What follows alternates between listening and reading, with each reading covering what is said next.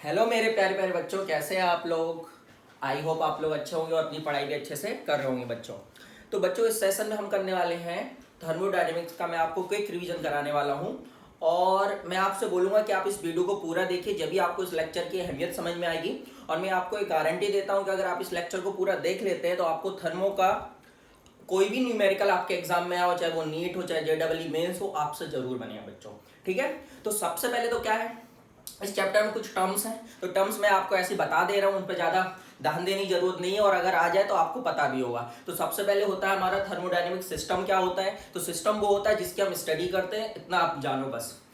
और सिस्टम का एक डेफिनेट प्रेशर होता है, टेम्परेचर होता है, वॉल्यूम होता है, उसको अपन सिस्टम कहते हैं। ठीक है, उसके बाद आता है हमारा सराउंडिंग। तो सराउंडिंग क्या होता है? Anything accept system. हमारा क्या कहलाता है? वो सराउंडिंग कहलाता है। और हमें पता है सिस्टम और सराउंडिंग मिलके क्या बनाता है? यूनिवर्स बनाता है। हम ये सब चीजें जानते हैं। बाउंड्री क्या होती है? बाउंड्री वो होती है जो सिस्टम को सराउंडिंग से सेपरेट करती है। और बाउंड्री हमारी कैसे हो सकती है? ट्रांसपेरेंट भी हो सकती है, ओपेक भी हो सकती है, दिख भी सकती है, नहीं भी दिख सकती है, सब उसकी प्रॉपर्टीज है। ठीक है, उसके बाद फिर कुछ डेफिनेशंस और होती हैं, जैसे ओपन सिस्टम क्या होता है? तो ओपन सिस्टम क्या होता है? ऐसा सिस्टम जिसमें सिस्टम और सराउंडिंग बीच में एनर्जी का भी ट्रांसफर हो और मास का भी ट्रांसफर हो, इसको हम क्या कहते हैं? ओपन सिस्टम कहते हैं। फिर हमारा क्या आता है? क्लोज सिस्टम आता है, जिसमें क्या होता है?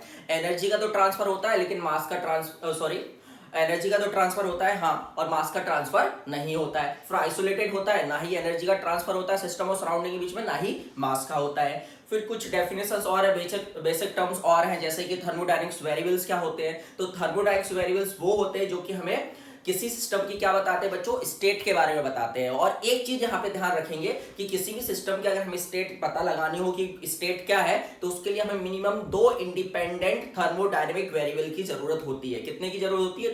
2 इंडिपेंडेंट थर्मोडायनेमिक वेरिएबल। जैसे फॉर एग्जांपल, बाल्टी में भरा हुआ पानी हमारा सिस्टम है, और मान के चलो अगर कोई हमें बोल दे कि पानी का टेम्परेचर 30 डिग्री सेंटीग्रेड है।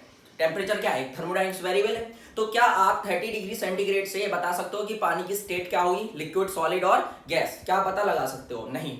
क्यों? क्योंकि हाँ, अभी अगर 30 डिग्री में पानी है तो आप बोलोगे सर वो तो लिक्विड फेस में होता है। हाँ बिल्कुल होता है, लेकिन वो 1 एटमॉस्फेरिक प्रेशर पे होता है। क्योंकि आपको पता है 30 डिग्री में पानी लिक्विड भी हो सकता है, सॉलिड भी हो सकता है, इवन गैस भी हो सकता है। That depends on pressure. तो हमें 2 थर्मोडायनेमिक्स वेरिएबल्स पता होने चाहिए। जैसे इस केस में क्या क्या पता होना चाहिए? टेम्परेचर पता होना चाहिए और साथ ही साथ प्रेशर पता होना चाहिए। लेकिन प्रेशर की हम इसलिए बात नहीं करते हैं क्योंकि हमारे आसपास इस पानी रहता है, तो हमें पता है कि एटमॉस्फेरिक प्रेशर एक्ट कर रहा होता है, इसलिए हम प्रेशर की बात नहीं करते। लेकिन वहां पे प्रेशर हमें गिवन होगा और टेम्परेचर गिवन होगा, जब भी हम पानी की स्टेट पता लगा सकते हैं कि पानी सॉलिड में होगा, लिक्विड में होगा कि गैसेस फॉर्म में होगा। ठीक है, तो कितने वेरिएबल चाहिए होते हैं हमें? 2 इंडिपेंडेंट वेरिएबल्स की जरूरत होती है टू डिस्क्राइब द स्टेट या to define the state of a system. जैसे डेंसिटी और मास, या डेंसिटी और वॉल्यूम। अगर हमें पानी की डेंसिटी दिया और वॉल्यूम दिया है तो इससे हम उसकी स्टेट पता नहीं लगा सकते, क्योंकि देखो डेंसिटी और वॉल्यूम दोनों थर्मोडायनेमिक्स वेरिएबल्स हैं, लेकिन उससे हमें स्टेट पता नहीं चलेगा। क्यों? क्योंकि दोनों कैसे हैं? डिपेंडेंट है। क्योंकि डेंसिटी पता है तो वॉल्यूम पता है, और वॉल्यूम पता है तो डेंसिटी पता है। उसके बाद फिर आपने देखा हो इंटेंसिव प्रॉपर्टीज क्या होती है? तो इंटेंसिव प्रॉपर्टीज वो होती है जो इंडिपेंडेंट ऑफ मास होती है, मास पे डिपेंड नहीं करती। For example density. डेंसिटी अगर हम बात करें तो चाहे आप 1 kg पानी ले लो या 1 लीटर पानी ले लो या 1 बूंद पानी ले लो, पानी की डेंसिटी क्या होगी? 1 ग्राम पर सेंटीमीटर क्यूब ही होगी और 1000 kg पर मीटर क्यूब ही होगी। मतलब वो मास पे डिपेंड नहीं कर रही है, चाहे 1 लीटर पानी हो चाहे आपके पास 1 बूंद पानी हो। ऐसे रिफ्लेक्टिव इंडेक्स हो गया, जैसे ग्लास का जो रिफ्लेक्टिव इंडेक्स होता है वो भी हमारी कैसी प्रॉपर्टी? इंटेंसिव। क्यों? क्योंकि देखो अगर आप ग्लास को बीच में से काट भी दोगे ना तो उसका मास तो हाफ हो जाएगा, मास तो आप अलग अलग हो जाएगा, लेकिन क्या आरआई चेंज होगा? क्या उस कांच के टुकड़े का, कटे हुए कांच का भी आरआई वही होगा जो पूरे का था। ठीक है, जितने भी, और एक चीज और याद रखेंगे, जिन टर्म्स के पहले हम स्पेसिफिक लगा देते हैं वो सब हमारी इंटेंसिव प्रॉपर्टीज होती हैं। क्योंकि इंटेंसिव का मतलब स्पेसिफिक का मतलब ये होता है कि हमने वहां पे मास कितना लिया हुआ है? 1 kg। जैसे फॉर एग्जांपल स्पेसिफिक वॉल्यूम।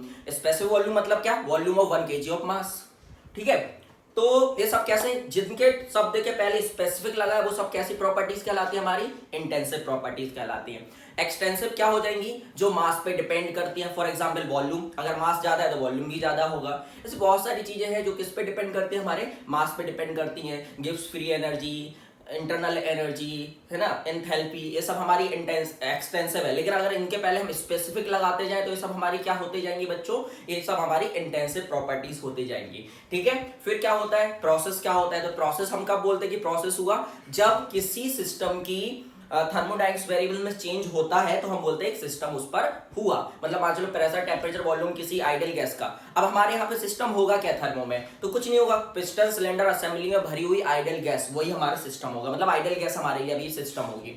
अब अगर आइडियल गैस का प्रेशर, टेम्परेचर, वॉल्यूम चेंज हो रहा है तो हम बोल रहे हैं कि उस पर एक प्रोसेस हो रहा है, या तो तीनों चेंज हो सकते हैं तो पॉलीट्रॉपिक प्रोसेस बोल देंगे। फिर हमने कुछ स्पेसिफिक नाम भी रखे हुए हैं, आपको पता है कि अगर हम बाकी थर्मोडायनेमिक्स वेरिएबल को चेंज करें और प्रेशर को कांस्टेंट रखें, मतलब प्रेशर चेंज ना होने दें, तो ऐसे प्रोसेस को हम क्या बोलते हैं, आइसोबारिक बोलते हैं। ठीक है, ऐसा प्रोसेस जिसमें वॉल्यूम चेंज ना हो इसको हम क्या बोलते हैं, आइसोकोरिक बोलते हैं। ऐसा प्रोसेस जिसमें आइडियल गैस का टेम्परेचर चेंज ना हो, इस प्रोसेस को हम क्या बोलते हैं बच्चों, आइसोथर्मल बोलते हैं, हम जानते हैं। और फिर जहां पे सिस्टम और सराउंडिंग बीच में हीट का ट्रांसफर ना हो, इसको हम क्या बोलते हैं बच्चों, ऐसे प्रोसेस को हम एडियाबैटिक प्रोसेस बोलते हैं। 2019 नीट प्रॉब्लम यही पूछा गया था कि बताओ एडियाबैटिक प्रोसेस में क्या चीज जीरो होती है, तो उसमें डेल्टा क्यू जीरो होता है, क्योंकि सिस्टम और सराउंडिंग बीच में कोई भी हीट ट्रांसफर नहीं होती है। तो आपको इतने बेसिक टर्म्स तो समझ में आ गए होंगे। अब अपन आगे बढ़ते हैं और देखते हैं हमको क्या पढ़ना है। तो सबसे पहले बच्चों हमको पढ़ना है फर्स्ट लॉ ऑफ थर्मोडायनेमिक्स। आपका जो भी न्यूमेरिकल आएगा वो यहीं से आएगा, फर्स्ट लॉ ऑफ थर्मोडायनेमिक्स। कैसे आएगा वो मैं आपको समझा रहा हूं, है ना।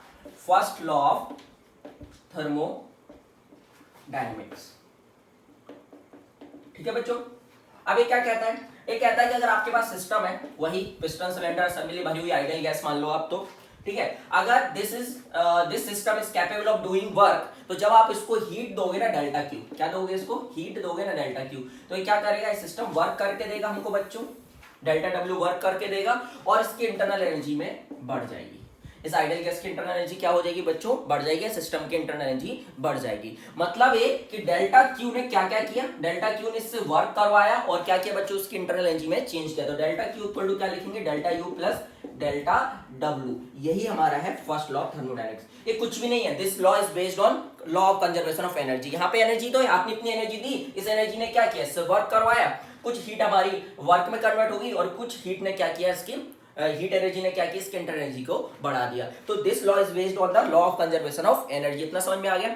और जो ये सबसे काम की चीज हमारे लिए, जो भी सवाल आएगा हमारा इससे रिलेटेड आएगा। ये तीन टर्म्स है, अगर आप यहां से ध्यान से देखें तो delta Q, delta U, delta W, ये तीनों हमें निकालते आने चाहिए बहुत अच्छे से। अब सुनो, नेक्स्ट पॉइंट सुनो, सबसे काम की चीज सुनो कि जो इक्वेशन मैंने यहां लिखा है ना, this is applicable to all the process in nature. जितनी भी प्रोसेस है सब में एप्लीकेबल है, चाहे आपका वो आइसोबारिक हो, चाहे आइसोकोरिक हो, चाहे साइक्लिक प्रोसेस हो, उसके लिए भी वैलिड है। इवन कॉम्बिनेशन, मान चलो एबीसी हमारा एक प्रोसेस है जिसमें एबी क्या है, ए बी है आइसोबारिक और बी सी आइसोकोरिक, कुछ भी मान लो, इसको आइसोथर्मल ले लो, इसको एडियाबैटिक ले लो, तो यहाँ पे एबीसी क्या होगा, कॉम्बिनेशन ऑफ टू प्रोसेस होगा, उसके लिए भी ये वैलिड है। आप इसको एबीसी में भी लगा सकते हो, फिर इसमें डेल्टा क्यू एबीसी में लगाओगे तो फिर delta Q AB plus delta Q BC ऐसे लिखोगे। अभी मैं आपको बताऊंगा जब अपन न्यूमेरिकल्स करेंगे, है ना।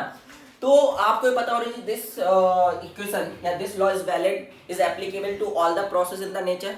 This equation is based on the law of conservation of energy, or this law is applicable to all the three states of matter, solid, liquid, gas, उसके लिए भी ये वैलिड है, ठीक है। और यहाँ पे एक चीज और आपको ध्यान देनी है कि यहाँ पे delta Q, delta U, delta W सब कुछ साइन के साथ रखा जाएगा। किसके साथ रखा जाएगा बच्चों, साइन के साथ रखा जाएगा। तो हमें यहाँ पे क्या आना चाहिए, साइन कन्वेंशन भी आना चाहिए कि डेल्टा डब्ल्यू को कब हम पॉजिटिव रखेंगे, कब हम नेगेटिव रखेंगे, हमें ये चीजें भी आनी चाहिए। तो हमें एक एक करके इनके बारे में पढ़ना स्टार्ट करना है। और अगर हम देखो, हमसे एग्जाम में क्या होगा, ऐसा भी हो सकता है कि सिर्फ डेल्टा क्यू पूछ ले, या ऐसा भी हो सकता है डेल्टा डब्ल्यू पूछ ले, या ऐसा हो सकता है कि डेल्टा क्यू पूछ ले किसी प्रोसेस का, है ना, किसी भी प्रोसेस का, कॉम्बिनेशन ऑफ प्रोसेस का भी पूछ सकता है, बहुत सारी चीजें हो सकती है ना। अब आपको ध्यान ये देना है कि भैया यहाँ पे delta Q, delta U, delta W सबको किसके साथ रखना है, साइन के साथ रखना है। तो जल्दी से अपन साइन कन्वेंशन देख लेते हैं, फिर आगे बढ़ते हैं, फिर आपको और अच्छी अच्छी बातें करेंगे। अपन एक एक करके तोड़ तोड़ के पढ़ेंगे। पहले अपन पूरी कहानी डेल्टा यू की पढ़ेंगे, फिर अपन पूरी कहानी डेल्टा डब्ल्यू की पढ़ेंगे, और डेल्टा यू, डेल्टा डब्ल्यू अगर अपन ने पढ़ लिया तो डेल्टा क्यू ऑटोमेटिकली इस इक्वेशन की हेल्प से हम निकाल लेंगे बच्चों। और डेल्टा क्यू की कुछ अच्छी प्रॉपर्टीज है, उनके बारे में भी हम बात करेंगे। जैसे डेल्टा क्यू जो होता है ना, वो पाथ इंडिपेंडेंट होता है, धीरे धीरे बात करेंगे, कोई जल्दबाजी नहीं है। डेल्टा डब्ल्यू पाथ डिपेंडेंट होता है और डेल्टा क्यू भी पाथ डिपेंडेंट होता है, ठीक है। चलो, तो अब अपन को क्या देखना है, अपन मैंने आपको बताया कि साइन कन्वेंशन देख लेते हैं फिर अपन आगे बढ़ते हैं। तो देखो जो डेल्टा क्यू होता है वो पॉजिटिव होता है अगर हीट एब्जॉर्ब करे सिस्टम। तो ऐसा समझ लो, देखो आप इसको बना के समझ सकते हैं। सिस्टम है, अगर अपन इसको हीट दे रहे हैं या ये हीट एब्जॉर्ब कर रहा है सिस्टम तो पॉजिटिव लेना है। हीट रिजेक्ट कर रहा है सिस्टम या सिस्टम से हम हीट ले रहे हैं तो उसको कैसा लेना है बच्चों, नेगेटिव लेना है। अगर सिस्टम वर्क कर रहा है मतलब आइडियल गैस हमें वर्क करके दे रही है ना, तो अपन को इसको पॉजिटिव लेना है। और मान चलो अगर हम आइडियल गैस पे वर्क कर रहे हैं बच्चों तो इसको कैसा लेते हैं, नेगेटिव लेते हैं। कैसा लेते हैं, नेगेटिव लेते हैं। एक चीज और याद रखेंगे जहां पे आप गलती कर सकते हो एग्जाम में, कई बार ऐसा सवाल पूछा गया, उन्होंने क्या किया, डेल्टा क्यू को तो उन्होंने दे दिया जूल में और डेल्टा डब्ल्यू को दे दिया उन्होंने कैलोरी में। अब बच्चा क्या करता है, डेल्टा क्यू दे दिया उन्होंने, जैसे मान चलो डेल्टा क्यू दे दिया 10 जूल कि उसके इंटरनल एनर्जी इंक्रीज हो जाती है 10 जूल से। अगर इंक्रीज हो जाती है तो ये पॉजिटिव लिया जाएगा और अगर डिक्रीज हो जाती है सिस्टम की इंटरनल एनर्जी तो उसको नेगेटिव लिया जाएगा बच्चों, है ना। और उन्होंने बोला कि अगर हमने सिस्टम को हीट दी, मान के चलो 10 कैलोरी हीट सिस्टम को दी तो इसको कैसा लोगे, पॉजिटिव लोगे। अब बच्चों से पूछा बताओ डेल्टा डब्ल्यू क्या होगा, तो बच्चा क्या करता है, यूज करता है, बहुत खुश होता है, अरे बोलता है ये तो बहुत आसान सवाल पूछ लिया, बोलता है हाँ ठीक है अच्छी बात है। अब इसको कैसा रखोगे, पॉजिटिव रखोगे। डेल्टा क्यू भी कैसा रखोगे, पॉजिटिव रखोगे, क्योंकि क्या हो रहा है यहाँ पे इंटरनल एनर्जी इंक्रीज हो रही है सिस्टम की बच्चों।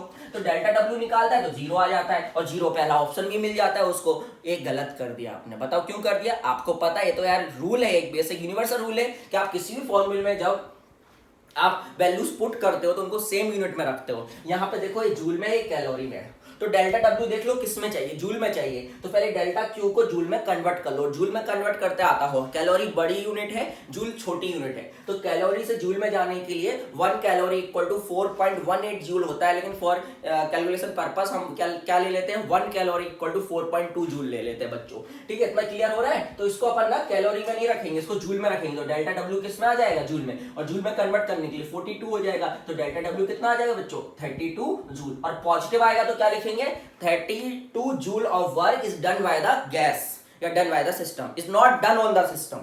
done on the system कैसा आता है, अगर नेगेटिव आता तो हम बोलते हैं done on the system, इतना वर्क हमने सिस्टम पर किया, लेकिन ये पॉजिटिव आया मतलब इतना वर्क हमें सिस्टम से मिला। साइन कन्वेंशन क्लियर हो गया, इतना मैं मानता हूं कि आपको क्लियर हो गया होगा। अब मैंने कि जैसा कि आपको बताया कि हमें एक एक टर्म्स की बिल्कुल डीप स्टडी करना है, तो वही करना पर स्टार्ट करते हैं। सबसे पहले हम करेंगे डेल्टा यू की स्टडी। किसकी स्टडी करेंगे बच्चों, डेल्टा यू की। ये चेंज इन इंटरनल एनर्जी क्या है, चलो स्टार्ट करते हैं। तो किसी सिस्टम की जो इंटरनल एनर्जी, अभी चेंज की बात नहीं करते अपन, इंटरनल एनर्जी की बात करते हो, चेंज निकालना हो तो फाइनल माइनस इनिशियल कर लेंगे, कोई दिक्कत नहीं है। तो किसी भी सिस्टम की जो इंटरनल एनर्जी होती है बच्चों, वो सब होती है उस सिस्टम की काइनेटिक एनर्जी और मॉलिक्यूलर पोटेंशियल एनर्जी का। ठीक है, इतना समझ में आ गया। हम आइडियल गैस के टर्म्स में ही बात कर ले रहे हैं, सिस्टम हम अभी आइडियल गैस की बात ले रहे हैं। तो आइडियल गैस की जो इंटरनल एनर्जी होगी वो क्या होगी, it is a sum of kinetic energy plus molecular potential energy. Kinetic energy किस वजह से होती है, मॉलिक्यूल रैंडम मोशन में होता है, हमें पता है ये चीज, हमने केटीजी में आने आपको सब कुछ बताया हुआ था। और मॉलिक्यूलर पोटेंशियल एनर्जी क्यों होती है, क्योंकि हमें पता है मॉलिक्यूल आपस में क्या करते हैं, इंटरेक्ट करते हैं, तो इंटरेक्शन फोर्स के कारण उनके बीच में पोटेंशियल एनर्जी क्रिएट हो जाती है, हमें जानते हैं। ठीक है, चलो अब अपन को ये दो चीजों के लिए डिफाइन करना है इसको। जैसे हम बात करें रियल गैसेस के लिए और आइडियल गैसेस के लिए, हमें पढ़ना बच्चों आइडियल गैस की इंटरनल एनर्जी है, ना कि रियल गैस की, लेकिन थोड़ा सा इंफॉर्मेशन होना चाहिए रियल गैस के बारे में भी कि रियल गैस की इंटरनल एनर्जी क्या होती है। तो रियल गैस की इंटरनल एनर्जी क्या होती है बच्चों, ना इसमें रियल गैस में ना के जीरो होता है, के जीरो नहीं होता है, ना ही मॉलिक्यूलर पोटेंशियल एनर्जी भी जीरो होती है, क्योंकि हमें पता है कि यहाँ पे अपन रियल गैसेस में मॉलिक्यूल के बीच में जो गैस के मॉलिक्यूल होते हैं उनके बीच में इंटरमॉलिक्यूलर फोर्स ऑफ अट्रैक्शन होती है, इसलिए उनके बीच में मॉलिक्यूलर पोटेंशियल एनर्जी भी होती है। This is due to configuration and this is due to the random motion of the molecules of the gas. बच्चों बहुत बढ़िया।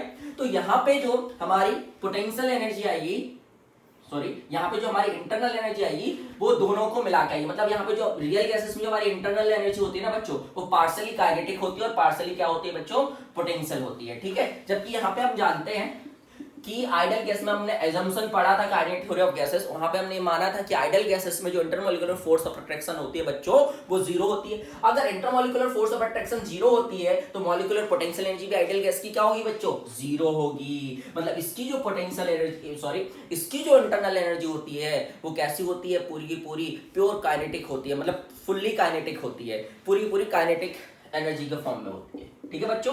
अब एक चीज और समझेंगे कि काइनेटिक एनर्जी जो है ना बच्चा, वो फंक्शन किसका, टेम्परेचर का, हमें पढ़ चुके हैं। काइनेटिक एनर्जी हमने निकाली भी थी, कितनी आती है याद है आपको, कितनी आती है, NF/2 RT, केटीजी में हमने निकाला था। एफ क्या है पे, डिग्री ऑफ फ्रीडम, मोनोएटमिक, डायएटमिक, ट्राइएटमिक हम सब पढ़ चुके हैं। केटीजी देखिए अगर आपको इसको देखना है, क्योंकि बहुत सारी चीजें दोनों में कॉमन है।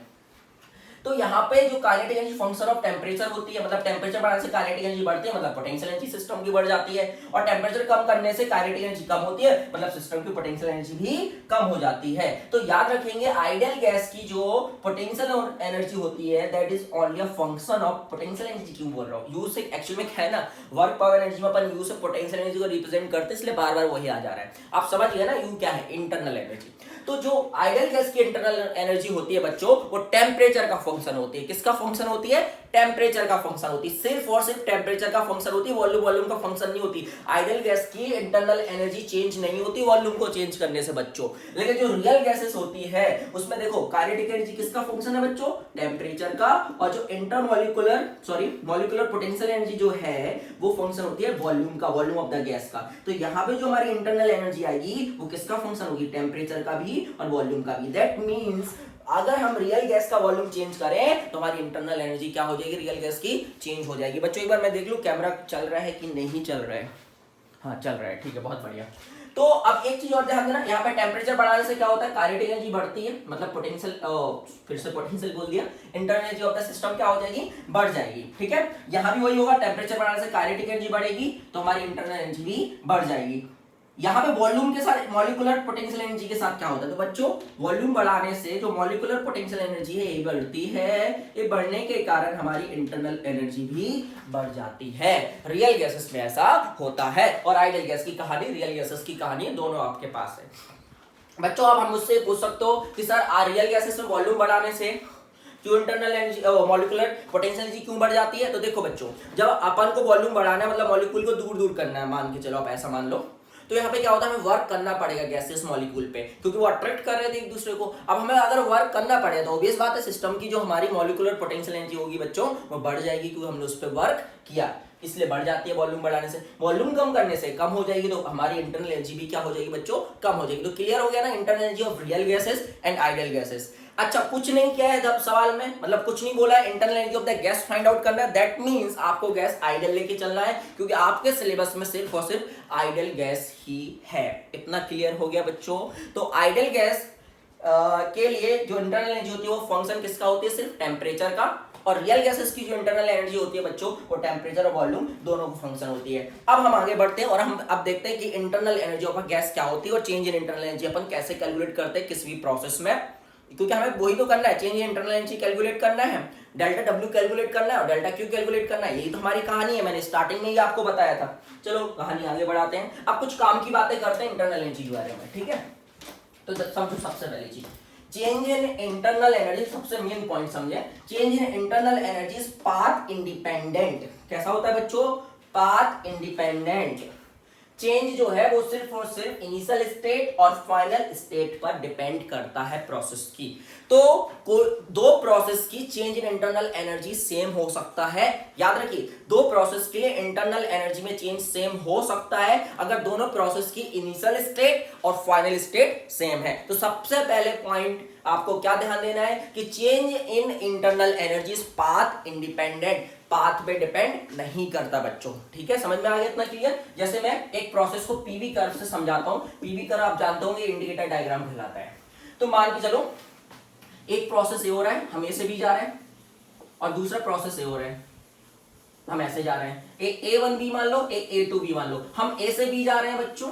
ठीक है, हम एक बार पाथ 1 से जा रहे हैं, एक बार पाथ 2 से जा रहे हैं। बताओ, ये ट्रिपल में सवाल पूछा गया था, बताओ यहाँ पे इंटरनल एनर्जी चेंज U1 है, यहाँ पे इंटरनल एनर्जी चेंज U2 है, तो U1 और U2 में क्या रिलेशन होगा। तो आपका आंसर होगा बच्चों U1 बराबर U2, क्योंकि इनिशियल स्टेट दोनों प्रोसेस की और फाइनल स्टेट भी दोनों प्रोसेस की क्या है, सेम है। तो चेंज इन इंटरनल एनर्जी भी क्या होगा बच्चों, इक्वल होगा, और इसका बहुत यूज होगा आगे चल के।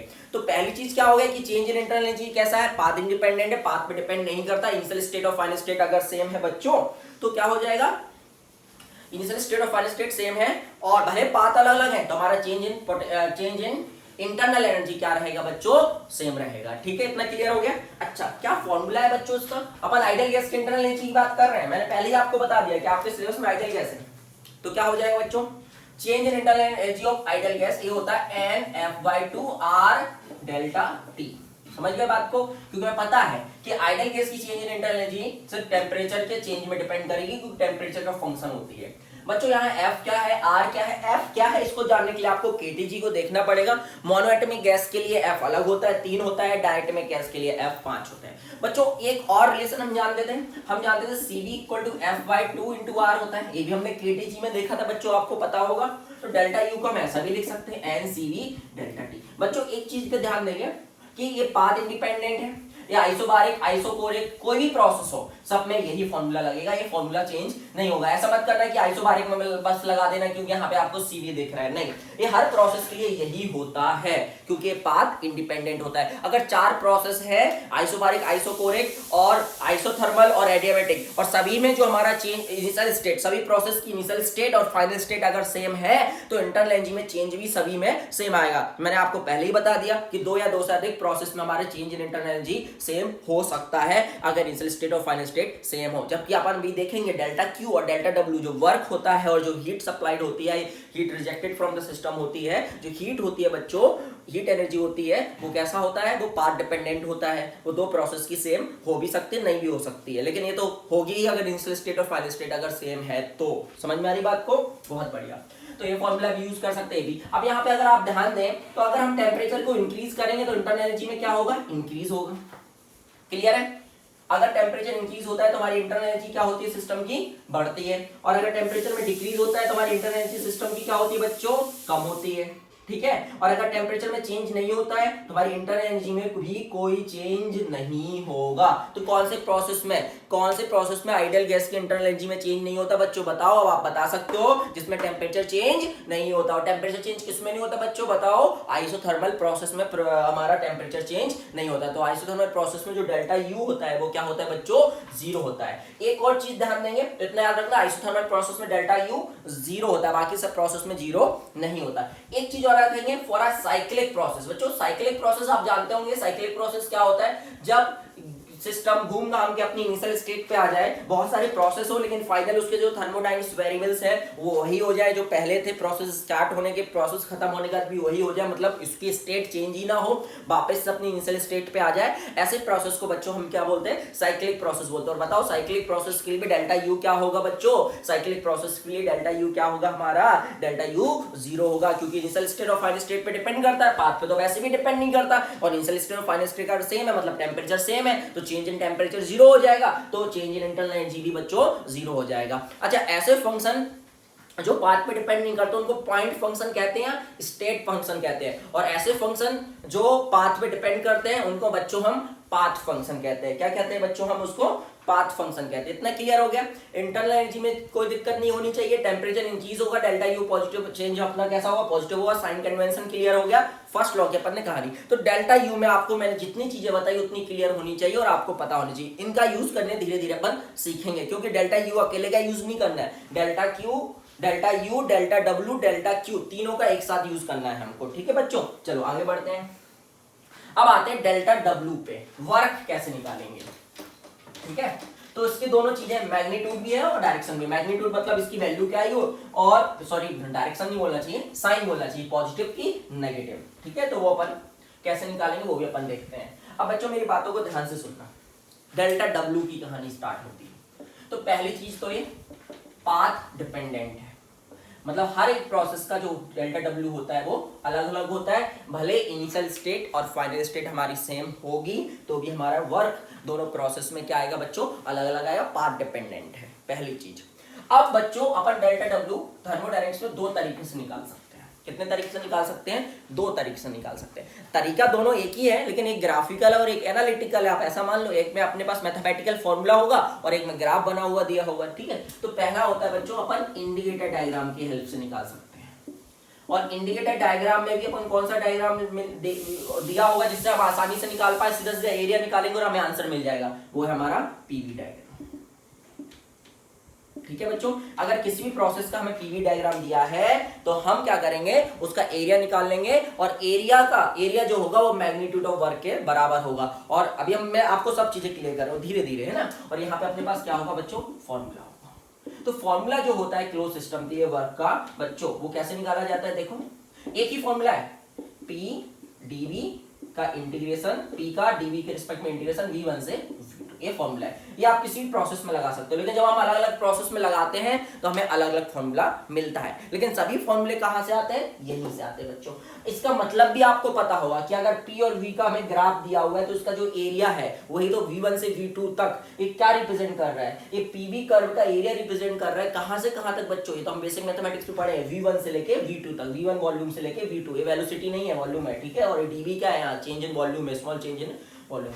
इंडिकेटर डायग्राम पहले होता क्या है तो अपन देख लेते हैं। किसी भी प्रोसेस का या स्टेट ऑफ द सिस्टम का एक ग्राफिकल रिप्रेजेंटेशन होता है with the help of two thermodynamic variables, with the help of two thermodynamic variable. अगर हम किसी प्रोसेस का एक ग्राफिकल रिप्रेजेंटेशन करते हैं तो that is called indicator diagram. Indicator diagram में हमारा पीवी डायग्राम भी हो सकता है, पीटी डायग्राम भी हो सकता है बच्चों, ठीक है, और टीवी डायग्राम भी हो सकता है, टेम्परेचर और वॉल्यूम के बीच में भी डायग्राम हो सकता है। ऐसे 3 प्रकार के हो सकते हैं। लेकिन अपन बात करेंगे इस पीवी डायग्राम की। पीवी डायग्राम की क्यों बात करेंगे, क्योंकि अगर हमें पीवी डायग्राम दिया हो ना तो सीधा सीधा हमें पता है कि उसका एरिया हमें क्या देगा, हमें मैग्नीट्यूड ऑफ द वर्क देगा। क्या देगा बच्चों, मैग्नीट्यूड ऑफ द वर्क। और साइन कैसे पता चलेगा, साइन पता चलेगा कि एक्सपेंशन वर्क है कि कंप्रेशन वर्क। और आप एक्सपेंशन कंप्रेशन मतलब क्या, जिस प्रोसेस में वॉल्यूम इंक्रीज होता है उसको अपन एक्सपेंशन प्रोसेस कहते हैं, या है ना। एक्सपेंशन प्रोसेस में एक्सपेंशन वर्क मिलेगा और कंप्रेशन प्रोसेस में कंप्रेशन वर्क मिलेगा बच्चों। तो जिस प्रोसेस में वॉल्यूम डिक्रीज होता है बच्चों, वहां पे हमें कंप्रेशन वर्क मिलता है और वो नेगेटिव होता है, ठीक है बच्चों। तो मैं आपको इंपॉर्टेंट पॉइंट लिखा दे रहा हूं पहले पीवी डायग्राम के बारे में, फिर अपन कहानी को आगे बढ़ाएंगे, जल्दी जल्दी देखेंगे, है ना। चलो, तो पहला पॉइंट, पीवी डायग्राम की बात कर रहे हैं बच्चों अपन, है ना। अगर हमें किसी भी प्रोसेस का पीवी डायग्राम दिया है, प्रेशर वर्सेस वॉल्यूम कर्व दिया है, डायग्राम दिया हुआ है, ठीक है। चलो, तो पहली चीज, magnitude of the work is equal to the area under the PV diagram, पहली चीज, ठीक है। समझ में आ गई बात। अच्छा, if the process is expansion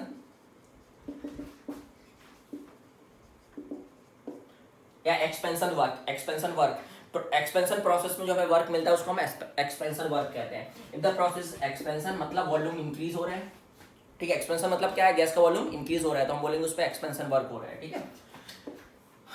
तो डेल्टा डब्ल्यू कैसा लिया जाएगा बच्चों, पॉजिटिव। ध्यान देना अच्छे से ना, या अपन अभी इंडिविजुअल प्रोसेस की बात कर रहे हैं या कॉम्बिनेशन ऑफ प्रोसेस की बात कर रहे हैं कि 2-3 प्रोसेस एक साथ भी हो सकता है। साइक्लिक की कहानी थोड़ी सी अलग है। If the process is compression मतलब क्या, वॉल्यूम क्या हो रहा है, कम हो रहा है, देन डेल्टा डब्ल्यू कैसा होगा बच्चों, नेगेटिव। तो हमें मैग्नीट्यूड भी मिल जाएगा और हमें भी पता चल जाएगा डेल्टा डब्ल्यू पॉजिटिव है कि नेगेटिव। और पॉजिटिव का मतलब क्या है कि work is done by the gas या बाय द सिस्टम, और नेगेटिव का मतलब क्या है बच्चों, work is done on the system. इतना क्लियर हो गया। चलिए एक साइक्लिक प्रोसेस की बात और करते हैं। तो साइक्लिक प्रोसेस हमें अगर पीवी डायग्राम में दिया हुआ है, ठीक है, तो साइक्लिक प्रोसेस में जो वर्क होता है तो ध्यान देंगे, magnitude of work cyclic process के लिए बेटा, this is for cyclic process, magnitude of the work बच्चों this will be equal to area of the cycle, ठीक है। जैसे फॉर एग्जांपल ये पी है, ये बी है बच्चों, ध्यान से देखना, और ये अपनी साइकिल है, ये देखो ए बी सी डी, ये साइक्लिक प्रोसेस है, ए बी सी डी है, ठीक है, साइक्लिक प्रोसेस है। यहीं से चले वापस यहीं आ गए। तो जो इसमें हमें जो वर्क मिलेगा इस साइकिल का, मतलब अगर मान चलो हमें इस पूरे साइकिल का वर्क चाहिए तो हम क्या करेंगे, इस साइकिल का एरिया निकाल लेंगे। लेकिन हमें कर्व कौन सा देना चाहिए, पीवी। ऐसा नहीं कि टीवी दिया है और साइकिल बनी हुई है और आप बढ़िया से इसका एरिया निकाल के आ गए और बोले हमें वर्क मिल गया, नहीं, ऐसा नहीं होगा बच्चों। फिर है ना, वहां पे या तो फिर आप इंडिविजुअल प्रोसेस का अलग निकालेंगे या तो फिर टीवी को पीवी में कन्वर्ट करेंगे, फिर ऐसा करेंगे, ठीक है। वो भी मैं आपको भी बताऊंगा अभी। तो मैग्नीट्यूड ऑफ द वर्क जो हो जाएगा वो एरिया ऑफ द साइकिल हो जाएगा। और अगर if the cycle is clockwise, कैसी है बच्चों, साइकिल क्लॉकवाइज है, तो डेल्टा डब्ल्यू होगा पॉजिटिव, तो नेट वर्क होगा पॉजिटिव, मतलब हमें क्या होगा, इस साइकिल से हमें वर्क मिलेगा बच्चों, है ना, करके देगा। If the cycle is anti clockwise then delta W is negative. बच्चों आपको समझ में आ गया हम पीवी कर्व से कैसे एरिया निकालें, पीवी कर्व से कैसे वर्क निकालेंगे किसी भी प्रोसेस का, इतना आपको क्लियर हो गया होगा, मुझे लगता है आपको इतना क्लियर हो गया होगा। ठीक है, किसी अगर हम प्रोसेस का निकालेंगे या कॉम्बिनेशन ऑफ प्रोसेस का निकालेंगे तो हम एरिया निकाल लेंगे। जैसे फॉर एग्जांपल ऐसा समझो, ये पीवी कर्व है और एक कोई प्रोसेस है ये 1 से 2, अब ये मान लो P1 प्रेशर है, P0 है, और ये वॉल्यूम V1 है, ये वॉल्यूम V2 है। अब मैं बोलूँ बताओ उसका वर्क क्या होगा, तो आप क्या करोगे, इस प्रोसेस का वर्क मतलब इस का एरिया, पीवी कर्व का एरिया, मतलब यहाँ नीचे तक पूरा एक्स एक्सिस तक।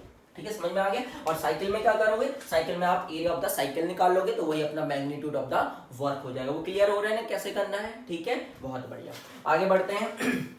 अब ये तरीका हो गया अपना कौन सा बच्चों, ये हो गया अपना graphical method delta W find out करने का। दूसरा मेथड क्या था, मैथमेटिकल फॉर्मूला है हमारे पास, हर एक प्रोसेस का अलग अलग है। ठीक है, तो उसको भी अपन देख लेते हैं बच्चों। तो हर एक प्रोसेस का अपन वर्क देखने वाले हैं। जैसे कि हमें पता है कि वर्क जो डेल्टा डब्ल्यू पाथ डिपेंडेंट है, अगर पाथ डिपेंडेंट है तो हर एक प्रोसेस का जो हो डेल्टा डब्ल्यू होगा बच्चों वो अलग अलग होगा। बहुत बढ़िया। तो देखो यार, इसके लिए ना अपन एक टेबल बना लेते हैं, और मैं आपको जो टेबल बना के समझा रहा हूँ वो रामबाण है, और उसमें मैं रिमार्क करके कुछ पॉइंट लिखाऊंगा, सवाल उससे जरूर आएगा। तो आप सब लोग अब बढ़िया से यहाँ पे 4-5 कॉलम की एक टेबल बनाने वाले अपन। देखो अच्छे से सुनना भाई मेरी बातों को, दिक्कत नहीं होनी चाहिए। ये टेबल आपके लिए रामबाण है। चलो स्टार्ट करते हैं इसको, है ना। चलो भाई, यहाँ पे ले लो बच्चों प्रोसेस, यहाँ पे ले लो इक्वेशन ऑफ स्टेट। बच्चों अब आप बोलोगे इक्वेशन ऑफ स्टेट क्या होता है बच्चों, तो इक्वेशन ऑफ स्टेट जो रिलेशन होता है, मैथमेटिकल रिलेशन होता है ना, उस प्रोसेस के लिए, उस पर्टिकुलर प्रोसेस के लिए mathematical relation between the thermodynamics variables of the system, वो हमारा कहलाता है इक्वेशन ऑफ स्टेट। मतलब आप ये मानो पीवीटी में जो रिलेशन होता है किसी प्रोसेस के लिए, वो हमारा क्या कहलाता है बच्चों, इक्वेशन ऑफ स्टेट। ध्यान देना मेरी बातों को, वो क्या कहलाता है बच्चों, इक्वेशन ऑफ स्टेट। नेक्स्ट क्या है बच्चों, उस प्रोसेस का डेल्टा डब्ल्यू। बच्चों नेक्स्ट क्या है, रिमार्क। रिमार्क में अपन कुछ अच्छी अच्छी बातें करेंगे बच्चों। और लास्ट क्या है, delta Q, delta U, delta W relation. ये अपन कैसे फाइंड आउट कर लेंगे बच्चों, हमें डेल्टा डब्ल्यू हम यहाँ से निकालते जाएंगे, और हमें पता है इन तीनों में जो रिलेशन मिलता है वो कैसे पता चलता है, फर्स्ट लॉ ऑफ थर्मोडायनेमिक्स से पता चलता है, तो उसकी हेल्प से अपन तीनों में रिलेशन निकालते जाएंगे। क्लियर होते जा रहा है बात, बहुत बढ़िया बच्चों। सबसे पहले ले लेते हैं हम आइसोकोरिक प्रोसेस। क्या ले लेते हैं बच्चों, आइसोकोरिक प्रोसेस, और इसका दूसरा नाम है आइसोमेट्रिक प्रोसेस। आइसोकोरिक को साथ ही साथ क्या बोलते हैं बच्चों, आइसोमेट्रिक भी कहते हैं। तो आइसोकोरिक प्रोसेस या आइसोमेट्रिक प्रोसेस बच्चों, इसमें क्या होता है, इसमें हमारा एक प्रोसेस होता है जिसमें अपन सिस्टम की स्टेट चेंज करते हैं, लेकिन जिसमें सिस्टम की स्टेट चेंज होती है, मतलब थर्मोडायनेमिक्स वेरिएबल्स में चेंज होता है, लेकिन एक थर्मोडायनेमिक्स वेरिएबल होता है जिसमें चेंज नहीं होता है, वो होता है वॉल्यूम। यानी चेंज इन वॉल्यूम क्या होता है बच्चों, zero. Volume at constant volume पे जो हमारा प्रोसेस होता है उसको हम क्या बोलते हैं बच्चों, आइसोकोरिक या आइसोमेट्रिक प्रोसेस कहते हैं बच्चों। ठीक है, एग्जाम्पल दो। एग्जाम्पल आप देख सकते हो, जो हीटिंग प्रोसेस होता है प्रेशर कुकर में, वो हमारा कैसा है उसमें वॉल्यूम चेंज नहीं होता है, तो वो कैसा प्रोसेस हो गया हमारा, आइसोमेट्रिक प्रोसेस हो गया। मेल्टिंग प्रोसेस सॉरी बच्चों, मेल्टिंग प्रोसेस। मेल्टिंग प्रोसेस में क्या होता है कि जब मेल्ट होता है, मतलब जब कोई चीज सॉलिड से लिक्विड में कन्वर्ट होती है तो उसको वॉल्यूम में ज्यादा चेंज नहीं आता, नेग्लिजिबल चेंज होता है, तो वहां पे जो मेल्टिंग प्रोसेस होता है बच्चों, वो भी हमारा एग्जांपल है आइसोकोरिक प्रोसेस का। ठीक है, इतना क्लियर हो गया बच्चों, एग्जांपल भी मैंने आपको दे दिया। इक्वेशन ऑफ स्टेट क्या होता है, तो बच्चों उसको आपको याद नहीं करना, मैं आपको एक तरीका बता रहा हूँ निकालने के लिए, आप उससे निकाल सकते हैं। जैसे हम जानते हैं बच्चों, पीवी इक्वल टू एनआरटी होता है, आइडियल गैस इक्वेशन होता है, और यहाँ पे हमारी जो सिस्टम है वो आइडियल गैस ही है। ठीक है, इतना क्लियर हो। मैं आपको हर चीज कराऊंगा, कुछ भी नहीं छोड़ूंगा। और एक चीज और मैं आपको बता दे रहा हूँ, कांस्टेंट टेम्परेचर भी हमारी इंटरनल एनर्जी चेंज होती है, जैसे मेल्टिंग प्रोसेस हुआ, बॉइलिंग प्रोसेस हुआ, ये भी ध्यान रखना।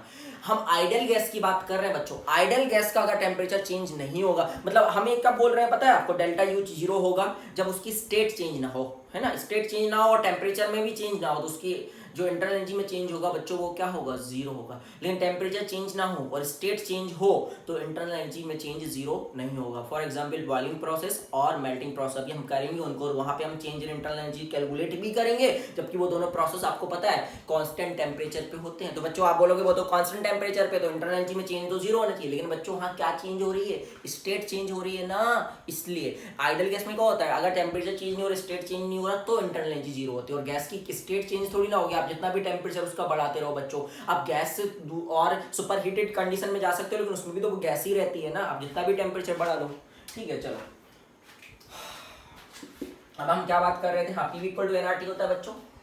यहाँ पे वॉल्यूम क्या है हमारा कांस्टेंट, एनआर तो कांस्टेंट रहेगा उस प्रोसेस में, आर तो universal gas constant, number of moles हम कैसे सिस्टम की बात कर रहे हैं, क्लोज सिस्टम की बात कर रहे हैं। अगर क्लोज सिस्टम की बात कर रहे हैं बच्चों तो हमारा जो मास है वो तो चेंज होगा नहीं, मास चेंज नहीं होगा तो नंबर ऑफ मोल्स भी चेंज नहीं होंगे। तो किसी भी प्रोसेस में हमारा एनआर जो टर्म्स वो तो कांस्टेंट रहता ही है ना, हर एक स्टेट पर वो टर्म कांस्टेंट होता है। इनिशियल स्टेट पे भी वही होता है, फाइनल स्टेट पे भी वही होता है, बीच में कहीं की बात करो तो भी वही होता है, इंटरमीडिएट स्टेट की बात करें बच्चों। यहाँ पे देखो वॉल्यूम कांस्टेंट है, अरे वॉल्यूम कांस्टेंट है बच्चों तो क्या आप ऐसा बोल सकते हैं कि P is proportional to T, बिल्कुल बोल सकते हैं। तो यहाँ पे इक्वेशन ऑफ स्टेट क्या बनेगा, P is proportional to T, या फिर अपन ऐसा भी बोल सकते हैं P upon T equal to constant, बिल्कुल बोल सकते हैं। अपन ऐसा भी लिख सकते हैं P1 upon T1 equal to P2 upon T2।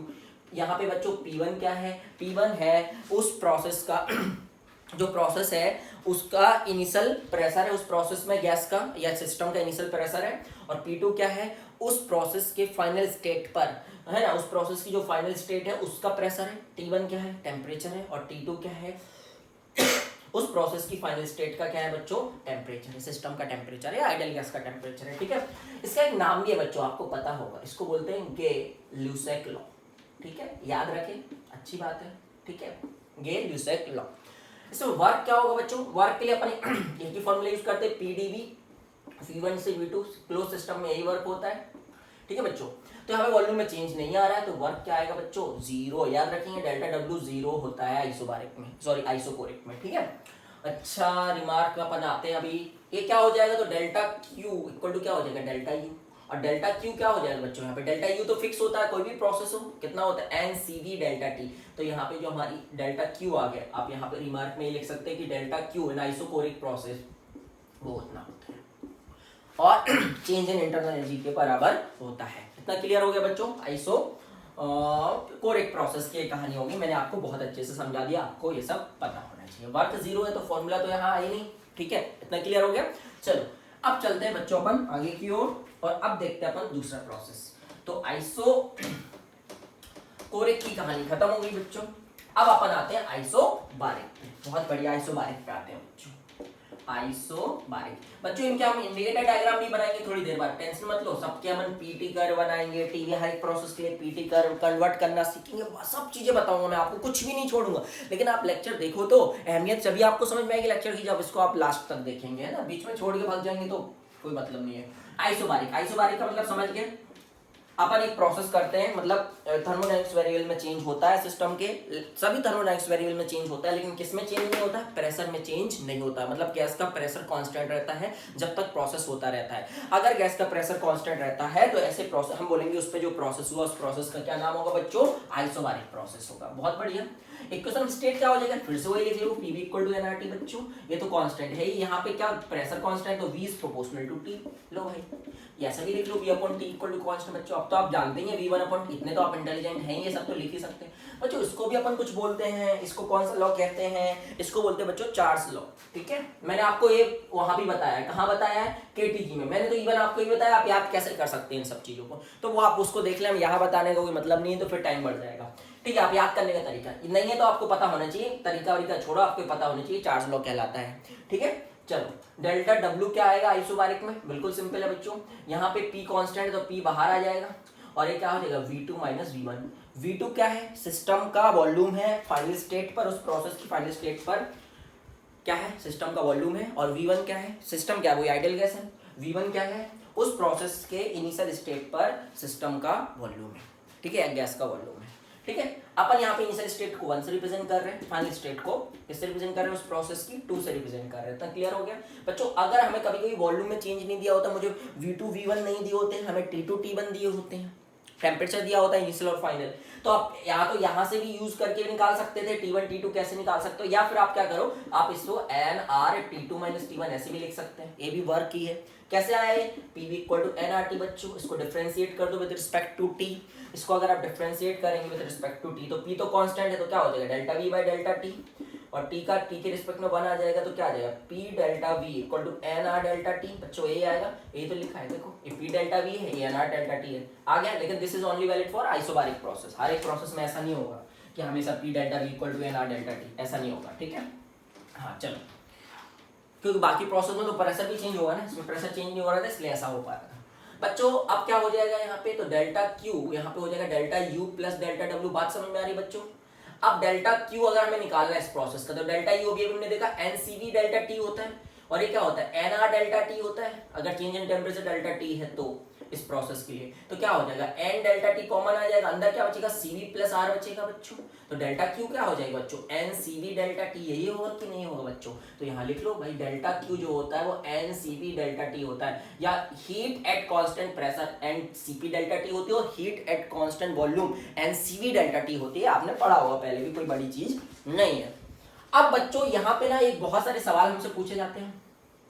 देखिए कभी कभी क्या होता है ना, हमें इंडिकेटर डायग्राम से पहचानना होता है प्रोसेस कौन सा हो रहा है। जैसे उन्होंने एक बार ना ऐसा सवाल दिया, बोले भैया एक प्रोसेस है जिसका VT कर्व दिया है, मेरी बातों को ध्यान से सुने, VT कर्व दिया है ऐसा, बोले एक प्रोसेस है 1 to 2, और ये ऑरिजिन से पास कर रहा है, मतलब डॉटेड है क्योंकि टेम्परेचर यहाँ पे केल्विन में दिया है, इसलिए इसको पास नहीं करेगा। क्यों नहीं करेगा वो सब हमने KTG में देखा है बच्चों। उन्होंने बोला बताओ इस प्रोसेस के लिए एक मोनोएटॉमिक गैस है जिसमें एक प्रोसेस हो रहा है, प्रोसेस का VT कर्व दे दिया आपको, बोले भैया बताओ इस प्रोसेस के लिए जो हमारा delta Q by delta W आएगा उसका रेशो क्या होगा, delta W by delta Q का रेशो क्या होगा बच्चों। तो सबसे पहले आपको ये पहचानना होगा प्रोसेस कौन सा है, और ये मैं आपको इंडिकेटर डायग्राम में बताऊंगा। ये प्रोसेस कौन सा है बच्चों, ये आइसोबारिक प्रोसेस है। क्यों, क्योंकि इसमें V is proportional to T है, और V is proportional to T है बच्चों, तो देखो आइसोबारिक प्रोसेस है। तो this is isobaric process, this is isobaric process. तो आपको डायरेक्ट प्रोसेस नहीं देगा, कभी कभी ऐसा इंडिकेटर डायग्राम बना के भी आपको दे देगा कि इस प्रोसेस का इंडिकेटर डायग्राम दे देगा, तो आपको पहचानना पड़ेगा बच्चों। क्या पहचानना पड़ेगा कि प्रोसेस कौन सा है, ठीक है। चलो अब इसमें ना सबसे ज्यादा कभी कभी ये पूछता है कि fraction of heat that converted into internal energy इस प्रोसेस में, या fraction of heat that is converted into work, ये दो सवाल हमसे पूछ सकता है। तो फ्रैक्शन मतलब आपने जो हीट दी उसमें से कितना वर्क में चला गया, कितना मतलब चलो हमने 10 जूल दिया तो वर्क कितना होगा वहां पे, क्योंकि हमें पता है जो हमने एनर्जी दी वो दो चीजों में ही यूटिलाइज हो गया, तो डेल्टा Q या तो डेल्टा U या तो डेल्टा W, तो हमें पता है ये चीज। तो वो बोलता है कि भाई 10 जूल दी तो 10 जूल में से कितना मान चलो डेल्टा W में चली, मतलब कितना हमें वर्क मिल गया, और कितनी एनर्जी उसकी इंटरनल एनर्जी को इंक्रीज करने में यूटिलाइज हो गई। समझ रहे हो ना बात को, ठीक है भाई। तो अगर हमसे पूछ ले इस प्रोसेस में कि भैया delta U by delta Q क्या आएगा, fraction of heat that is converted into that is used in increasing the internal energy of the system, तो ये निकालना है। Amount of heat that is the fraction of heat that is converted into the work, तो हमको ये निकालना है। अब देखो बच्चों डेल्टा U क्या है, हमने अभी पढ़ा NCV डेल्टा T, बच्चों ध्यान से देखना इस पे सवाल बहुत आते हैं। और ये क्या आया NCP डेल्टा T आया कि नहीं, तो डेल्टा T N और N कैंसिल आउट हो गया, तो C आया ये बेटा 1/, कितना आ गया बच्चों 1/, CP बाय CB, ओ सॉरी CV बाय CP, तो क्या होता है गामा क्या होता है CP बाय CB, उसका उल्टा हो जाएगा 1/, गामा। ये और ये कितना आ जाएगा बच्चों, ये क्या है NR डेल्टा T बच्चों, और ये क्या है NCP डेल्टा T, यही है कि नहीं है। अब देखो NN कट गया, डेल्टा T कट गया, R/CP। अब अपन क्या करेंगे बच्चों, अब इसको अपन को पता है CP क्या होता है, CP अगर हम R के टर्म्स में लेके तो क्या होता है गामा इंटू R अपन गामा -1, ये सब चीजें आपको पता है, काइनेटिक थ्योरी ऑफ गैसेस में हमने सब फॉर्मूले पढ़ा है आपको।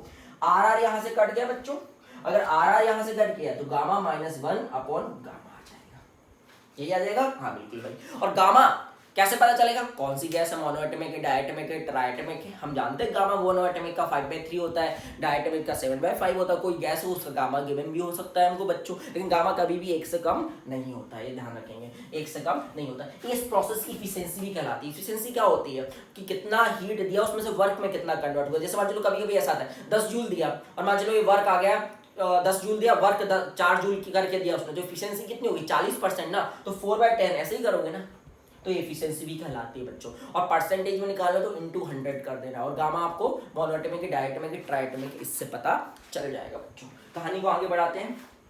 ये हो गई पूरी आइसोबारिक की कहानी। अब आते हैं जल्दी से 2 प्रोसेस और बचे, फिर पॉलीट्रॉपिक प्रोसेस के बारे में बताऊंगा, ठीक है। चलो बच्चों आगे बढ़ाते हैं गाड़ी को। Isobaric, isochoric, isothermal. इसमें क्या होता है बच्चों, हर एक थर्मोडायनेमिक्स वेरिएबल चेंज होता है लेकिन टेम्परेचर में कोई चेंज नहीं होता है। मतलब डेल्टा टी क्या होता है बच्चों, यहाँ पे इस प्रोसेस के लिए 0 होता है। इक्वेशन स्टेट क्या होता है बच्चों, पीवी इक्वल टू कांस्टेंट होता है। अब आपको समझ में आ गया कैसे निकालना है, P1 V1 equal to P2 V2 ये भी लिख सकते हैं बच्चों। और टेम्परेचर तो यहाँ कांस्टेंट है। देखो यहाँ पे याद रखिए, इन तीनों प्रोसेस में एक ना एक चीज कांस्टेंट थी, लेकिन एडियाबैटिक में कुछ भी कांस्टेंट नहीं रहता। उसमें पीवी चेंज होता है, वीवी चेंज होता है, टीवी। तो वहां पे इक्वेशन ऑफ स्टेट 3 बनते हैं और सवाल सबसे ज्यादा वहीं से आने के चांस होते हैं, ठीक है बच्चों।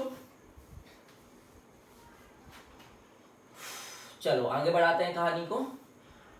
ये हो गया, ठीक है। वर्क कितना आएगा बच्चों इस आइसोथर्मल में, तो इसको अपन ड्राइव करेंगे पीवी इक्वल टू कांस्टेंट लेके, फिर सॉल्व करते हैं। जो इंटीग्रेट करने का जो आंसर आता है वो इतना आता है 2.303 P1 V1 log बेस 10 है ना। अगर ये नहीं लिखा है तो ln लिखोगे, नेचुरल लॉग लिखोगे, आपको कन्वर्ट करते आता होगा बच्चों।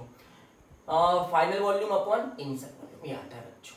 अब इसकी V2 अपन V1 की जगह यहां से देखो क्या लिख सकते हो, P1 बाय P2 भी लिख सकते हो ना। तो प्रेशर के टर्म्स में लिखना है तो P1 बाय P2, और वॉल्यूम के टर्म्स में लिखना है तो फाइनल बाय इनिशियल, और प्रेशर के टर्म्स में लिखना है तो अब प्रेशर दिया होगा तो ये लिख लेंगे बच्चों। P1 V1 की जगह हम और क्या लिख सकते थे, P1 V1 की जगह हम P2 V2 भी तो लिख सकते हैं, और इसकी जगह क्या लिख सकते हैं, nRT भी तो लिख सकते हैं बच्चों। तो सोचो कितने सारे फॉर्मूले बन जाएंगे। आपको कौन सा फॉर्मूला यूज करना है, जो आपको according to the given thermodynamics variables आप उस फॉर्मूले को यूज कर लोगे बच्चों। आप देख लोगे हमें गिवन क्या है, उस हिसाब से आप फॉर्मूले को यूज कर लोगे। अगर आपको टेम्परेचर गिवन है तो आप P1 V1 की जगह nRT लिख दोगे। समझ में आ रही बात को, ठीक है। आपको इनिशियल वॉल्यूम पता है, इनिशियल प्रेशर पता है तो आप P1 V1 लिख दोगे। आपको फाइनल प्रेशर, फाइनल वॉल्यूम पता है तो आप P2 V2 लिख देंगे बच्चों।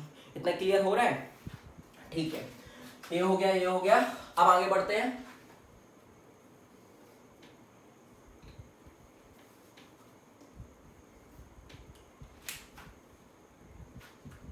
रिमार्क नहीं, पहले अपन ये रिलेशन देख लेते हैं ना। तो डेल्टा यू क्या हो जाएगा बच्चों इस केस में, 0 हो जाएगा। डेल्टा यू क्या हो जाएगा बच्चों, 0 हो जाएगा, ठीक है। अब आइसोथर्मल प्रोसेस होते हैं वो बहुत ही स्लो प्रोसेस होते हैं, ध्यान रखना आप लोग, है ना। और बाकी तो आपको बताइए। अच्छा, आइसोबारिक का एग्जांपल क्या हो जाएगा, अगर हम बॉइलिंग प्रोसेस जो हमारा, देखो मेल्टिंग याद रखना, मेल्टिंग किसका है, मेल्टिंग आइसोकोरिक का है, लेकिन बॉइलिंग किसका आ जाएगा बच्चों, आइसोबारिक का। क्योंकि वहाँ पे अपन प्रेशर को कांस्टेंट रखेंगे, वहाँ वॉल्यूम का चेंज होता है, हमें पता है। जब बॉइलिंग होती है तो हमारी लिक्विड फेस से हम किस फेस में चले जाते हैं बच्चों, गैसियस फेस में। तो यहाँ वॉल्यूम में बहुत ज्यादा चेंज होता है, वॉल्यूम में बहुत ज्यादा चेंज होता है, इसलिए बॉइलिंग हमारा किसके अंडर में आएगा, बॉइलिंग हमारा आइसोबारिक के अंडर में आएगा। और जो हमारा मेल्टिंग था वो किस में आ जाएगा हमारा बच्चों, मेल्टिंग हमारा चला जाएगा किसमें, आइसोकोरिक प्रोसेस के एग्जांपल में, ठीक है। चलो आगे बढ़ते हैं। चलो अभी वो बात तो अपन पहले कर ही चुके हैं, अपन यहाँ पे आगे बढ़ते हैं। डेल्टा क्यू 0 हो जाएगा बच्चों, तो क्या हो जाएगा भाई, delta Q equal to delta W. क्यों, डेल्टा यू तो 0 हो गया। अब डेल्टा क्यू अपन यहाँ से निकाल सकते हैं, फॉर्मूले डेल्टा डब्ल्यू के बराबर होगा बच्चों। यहाँ पे रिमार्क में यही याद रखो कि डेल्टा यू 0 होता है और डेल्टा क्यू डेल्टा डब्ल्यू के बराबर होता है। तो डेल्टा क्यू किसके बराबर होता है बच्चों, डेल्टा डब्ल्यू के बराबर होता है। तो किसकी कहानी हो गई बच्चों, ये कहानी हो गई हमारे आइसोथर्मल प्रोसेस की, ठीक है। समझ में आ गया। कभी कभी इसको हाइपरबोलिक प्रोसेस भी कहते हैं। हाइपरबोलिक इसलिए कहते हैं क्योंकि इसका जो पीवी कर्व है ना बच्चों, वो हाइपरबोला बनता है, इसलिए अपन इसको रेक्टेंगुलर हाइपरबोला बनता है, इसलिए अपन इसको हाइपरबोलिक प्रोसेस भी कहते हैं। लेकिन हाइपरबोलिक कभी नहीं बोलेगा नीट एग्जाम में, आइसोथर्मल ही बोलेगा, ठीक है। कहानी को आगे बढ़ाते हैं, कहानी को आगे बढ़ाते हैं भैया। लास्ट प्रोसेस, फिर पॉलीट्रॉपिक प्रोसेस देख लेंगे। चलो भाई, पॉलीट्रॉपिक प्रोसेस में बाद में जाएंगे, पहले अपन एडियाबैटिक प्रोसेस की बात करते हैं। तो एडियाबैटिक प्रोसेस जिसमें सिस्टम और सराउंडिंग के बीच में हीट का कोई एक्सचेंज नहीं होता है, ऐसे प्रोसेस को हम एडियाबैटिक प्रोसेस कहते हैं। मतलब डेल्टा क्यू क्या होता है बच्चों, यहाँ पे 0 होता है। इक्वेशन ऑफ स्टेट यहाँ पे अपन को बहुत अच्छे से ध्यान देना है, क्योंकि मैंने आपको बताया था यहाँ पे आपका पीवी चेंज हो रहा है, वीवी चेंज हो रहा है, टीवी चेंज हो रहा है, तीनों चीजें चेंज हो रही है। तो यहाँ पे तीन के दो दो की जोड़ियां बनाओगे, 3 लोग हैं और दो दो की जोड़ियां बनाओगे तो कितनी जोड़ियां बनेगी बच्चों? 3 जोड़ियां बनेगी। एक पीवी की बनेगी, एक पीटी की बनेगी, एक टीवी की बनेगी। तो तीनों रिलेशन हमको पता होने चाहिए, सवाल सबसे ज्यादा इसके आने से चांस होते हैं। अच्छा, जितने भी सडन प्रोसेस होते हैं, क्विक प्रोसेस होते हैं, वो एडियाबैटिक के अंदर आते हैं, क्योंकि इतने सडन होते हैं कि हीट को एक्सचेंज का टाइम ही नहीं मिलता सिस्टम और सराउंडिंग के बीच में। जैसे for example bursting of a tyre, tyre का फटना कौन सा किसका एग्जांपल है बच्चों? एडियाबैटिक का एग्जांपल है। और अपन ये प्रूव भी करेंगे। आपने अगर फील किया हो तो आपको पता हो, जब टायर फटता है तो उसमें से ठंडी हवा निकलती है, क्योंकि वहां पे क्या होता है बच्चों? वहां पे एडियाबैटिक एक्सपेंशन होता है। एडियाबैटिक एक्सपेंशन में अभी हम ये देखेंगे कि इंटरनल एनर्जी में डिक्रीज होता है। इंटरनल एनर्जी में डिक्रीज होता है मतलब टेम्परेचर डिक्रीज होता है, इसलिए ठंडी हवा निकलती है उसमें से। ठीक है, इतना क्लियर हो गया। लेकिन वो परफेक्ट एडियाबैटिक नहीं होता है कि, ठीक है, लेकिन हाँ उसको अपन मान सकते हैं कि एडियाबैटिक के इक्विवेलेंट है। ठीक है, इक्वेशन ऑफ स्टेट जो सबने रटा हो वो हमने भी रटा है, पीवी की power gamma equal to constant. इतना तो आपको याद रखना है। गामा क्या है यहाँ पे? रेशियो है सीपी बाय सीवी का, हम जानते हैं, वो हमें पता है डायटोमिक, ट्राइटोमिक और मोनोटोमिक के लिए कितना होता है। वर्क कितना होता है बच्चों? तो इसी फॉर्मूले से अपन निकालेंगे। तो वर्क जो आएगा वो आएगा NR T1 - T2। याद रखिए T1 - T2 initial temperature minus final, उल्टा मत कर देना, नहीं तो फिर साइन का दिक्कत हो जाएगा। और हमें पता है अगर हमने साइन गलत किया तो हमारे आंसर भी गलत आ जाएंगे, क्योंकि delta Q, delta U, delta W sign के साथ ही रखने थे हमको। अपॉन गामा -1, एम क्या नंबर ऑफ मोल्स है, और आर अपॉन गामा -1 को सीवी लिख सकते हैं, तो सीवी T1 - T2, या फिर अपन -n CV T2 - T1 लिख सकते हैं बच्चों, बिल्कुल लिख सकते हैं, या माइनस डेल्टा यू लिख सकते हैं, क्योंकि डेल्टा यू तो यहाँ पे जो वर्क होता है वो माइनस डेल्टा यू के बराबर होता है। आप यहाँ से प्रूव भी कर सकते हैं। देखो delta Q equal to delta U plus delta W है ना बच्चों, तो डेल्टा Q 0 है, तो delta W equal to minus और डेल्टा यू आ जाएगा ना बच्चों। बिल्कुल बस सही बात है, बिल्कुल आ जाएगा। ठीक है, बहुत बढ़िया। कहानी को आगे बढ़ाते हैं। पीवी टू दी और गामा कांस्टेंट है, पी और वी में रिलेशन हो गया। चलो टीवी में चाहिए अगर रिलेशन, टी और वी में रिलेशन क्या होगा? इनिशियल टेम्परेचर दिया, इनिशियल वॉल्यूम दिया, फाइनल टेम्परेचर दिया, फाइनल वॉल्यूम पूछ लिया, तो कैसे निकालोगे? ये रिलेशन पता होनी चाहिए ना, इक्वेशन ऑफ स्टेट पता होनी चाहिए, टी और वी में रिलेशन पता होनी चाहिए। बहुत बढ़िया, बहुत बढ़िया, समझते हैं भाई। तो भाई वी तो यहाँ चाहिए, तो वी तो लिख ही दो। अब हमें P नहीं चाहिए, P की जगह T चाहिए, रटना नहीं है, बिल्कुल समझना है। तो PV इक्वल टू है ना T, फिर से वहीं चले जाएंगे। अब हमें P को हटाना है, तो P इक्वल टू आएगा क्या? अगर हम P के बराबर देखें तो T अपॉन V आएगा ना बच्चों, तो P आएगा T upon V equal to constant. देखो ये ऑटोमेटिकली आ गया बच्चों, रटने की जरूरत नहीं है। कभी कभी ऐसा प्रोसेस आ जाता है कि मतलब कभी कभी ऐसा सवाल आ जाता है, बोलता है कि एक एडियाबैटिक प्रोसेस हो रहा है जिसमें TV-2, या ऐसा मान लो T जो है that is proportional to root V, T is proportional to root V। एक एडियाबैटिक प्रोसेस है जिसमें T is proportional to root V है। बताओ इसमें गामा क्या होगा? तो कैसे निकालोगे गामा? आप क्या करोगे? इसको क्या लिख लोगे? T V की पावर -1/2 बच्चों, ऐसा लिख सकते हैं ना, इक्वल टू कांस्टेंट। अब इसको इक्वेट कर लेना, तो क्या लिखोगे? गामा -1 इक्वल टू -1/2 बच्चों, -1/2 लिख लोगे बच्चों। तो गामा इक्वल टू कितना आ जाएगा? 1/2, जो कि ऐसा पॉसिबल नहीं है, इसलिए इसको क्या करो बच्चों? 1/√V ले लो। अरे सवाल तो हाथों का मैल है ना भाई, तुम्हें जैसे बनाना बनाते रहो। तो फिर ये क्या हो जाएगा? +1/2 हो जाएगा, और यहाँ पे क्या आएगा? +1/2, तो आ जाएगा गामा इक्वल टू 3/2। ये आंसर आ जाएगा, गामा इक्वल टू 3/2 आ जाएगा बच्चों। आप सॉल्व कर लेना। तो वो बोले एडियाबैटिक प्रोसेस है जिसमें कि हमें पता है कि टेम्परेचर और वॉल्यूम में ये रिलेशन है, और ऐसे दे देगा आपको और बोलेगा बताओ इस प्रोसेस में गामा क्या है, इस एडियाबैटिक प्रोसेस में गामा क्या, तो अब इससे इक्वेट कर लेना। सवाल समझ में आ रहा है ना कैसे कुछ? अरे भाई हमको तो रिविजन कराना है, बाकी तो आपको आता है। बहुत बढ़िया। अब हमें किसका रिलेशन चाहिए भैया? 3 जोड़ियां बनती, क्योंकि यहाँ पे 3 वेरिएबल थे। दो दो की कितनी जोड़ियां बनती? 3 बनती, तो एक जोड़ी बन चुकी है, देखो ये रिलेशन है। 2 जोड़ी बन चुकी है, ये रिलेशन है T और V। अब कौन सा बचेगा भैया? P और T का रिलेशन। क्या बचेगा बच्चों? P और T का रिलेशन। तो P और T में कैसे निकालें? P और T में कैसे? इसी से निकालें। तो देखो भाई P तो चाहिए है लेकिन V नहीं चाहिए, तो PV equal to NRT। V की जगह क्या लिख सकते हैं? V की जगह लिख सकते हैं बच्चों T/P gamma equal to constant. इसको क्या लिख सकते हैं? 1 माइनस गामा T की पावर गामा कांस्टेंट। लो ये बन गया। अरे दिक्कत क्या है भाई? पीटी रिलेशन हो गया, पीटी रिलेशन हो गया। पीटी में फिर तुमको एक बोल सकता है कि P is proportional to 1/√T। एक एडियाबैटिक प्रोसेस जिसमें P is proportional to 1/√T है, या ये तो सवाल आपके नीट एग्जाम में पूछा गया है, V क्यूब के प्रोपोर्शनल है, सॉरी T क्यूब के प्रोपोर्शनल है। एक एडियाबैटिक प्रोसेस में जो प्रेशर ऑफ द गैस है वो हर समय T क्यूब के प्रोपोर्शनल है। बताओ इसमें गामा क्या होगा? तो आप इससे इक्वेट कर लोगे ना, याद है ना। यहाँ पे क्या लिखोगे आप? कैसे करोगे? P T की पावर -3 हो जाएगा बच्चों, इतना मैथमेटिक्स तो आता है। अब देखो यहाँ पे P की पावर 1 है, तो यहाँ पे आप इसको ऐसे लिखेंगे P टी की power gamma upon 1 minus gamma equal to constant.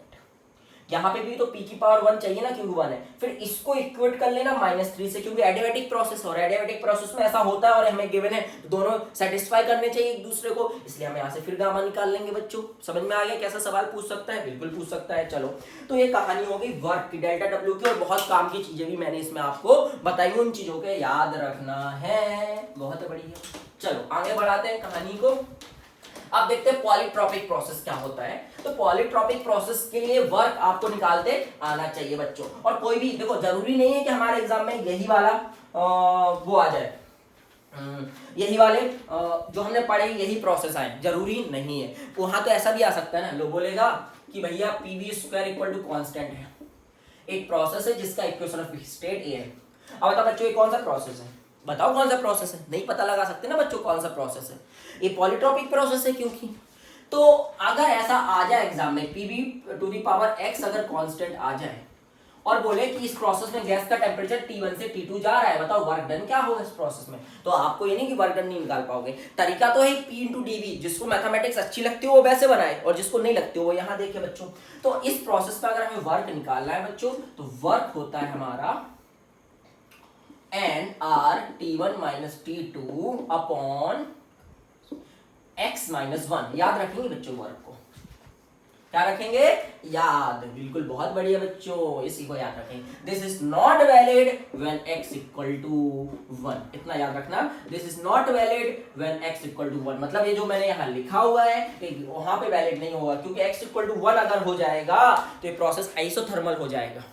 और आइसोथर्मल में अगर तुम यहाँ 1 रख दोगे, समझो यहाँ अगर आपने गलती से 1 रख दिया तो क्या हो जाएगा? ये इन्फिनाइट हो जाएगा, जबकि डेल्टा डब्ल्यू इन्फिनाइट नहीं होता है बच्चों। तो ये वैलिड नहीं है x इक्वल टू 1 पे, याद रखिए ये वैलिड नहीं है x इक्वल टू 1 पे। अब बच्चों बोलोगे सर हमने कल एक सवाल किया था उसमें ऐसा था T square equal to constant था। बोले एक प्रोसेस होता है जिसमें PT square equal to constant है और बोले उसमें गैस का टेम्परेचर अगर T1 से T2 जा रहा है, कहां से कहां जा रहे हैं बच्चों? T1 से T2 जा रहा है, तो बोले वर्क बताओ क्या होगा? Work done on the gas होगा कि work done by the gas होगा, जो भी है वो बात की बात, पॉजिटिव नेगेटिव हो तो साइन के साथ अपन को पता चल जाए। अब बच्चों आप इसको इससे निकाल सकते हो क्या? नहीं निकाल सकते, क्योंकि यहाँ पे देखो यार PV to the X constant होना चाहिए, तो पीटी स्क्वायर कांस्टेंट है बच्चों, बिल्कुल नहीं डरना। आप इसको ऐसे कन्वर्ट कर लो, अरे क्या दिक्कत है भाई, ऐसे कन्वर्ट कर लो। कैसे करेंगे? देखो यहाँ P है तो P है, बहुत बढ़िया, लेकिन यहाँ V है यहाँ T है, तो इस P को हटाना है, इस T को हटाना है और T की जगह V को लाना है। T की जगह किसको लाना है बच्चों? V को लाना है। तो कैसे हटाए भाई? फिर से वही हमारा LRT वाला यार, इसको नहीं भूलना है कहीं भी। तो T इक्वल टू क्या आ गया? PV।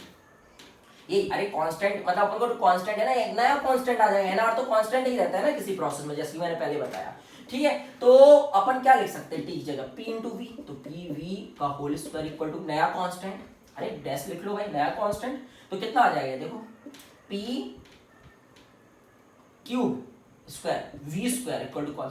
आप कंपैरिजन कर पाओगे बच्चों? अब x बता पाओगे कितना आएगा? हाँ बिल्कुल बता, लेकिन अभी भी x 2 मत बोल देना, क्योंकि यहाँ पे पावर 1 है, यहाँ पे पावर 3 है। तो क्या करोगे? इसको ऐसे लिखोगे 2/3 इक्वल टू कांस्टेंट। बच्चों मेरी बातों को ध्यान से सुनोगे, थर्मो का कोई भी क्वेश्चन नहीं छूटेगा, मैं गारंटी दे रहा हूँ।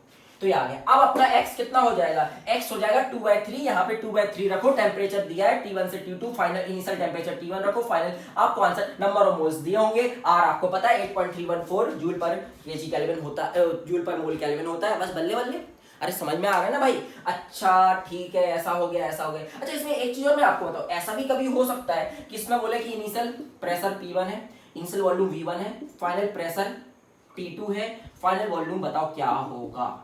यानी ऐसा मान लो इनिशियल प्रेशर P है, फाइनल प्रेशर 2P है, इनिशियल वॉल्यूम V है, फाइनल वॉल्यूम बताओ क्या होगा? बच्चों तो आपको ये दिया था, तो आपको तो P और V में रिलेशन चाहिए था ना, तो आपको फिर से यहाँ आप पहुंच जाओगे। अब इसके बाद तो आप कर ही सकते हो ना, यहाँ पे आप लिख सकते हो P1 V1 की power 2/3 equal to P2 V2 की पावर 2/3। यहाँ पे P1 P है, V1 V है, T2 2P है और V2 निकाल लो। अरे समझ में आ रही बात को?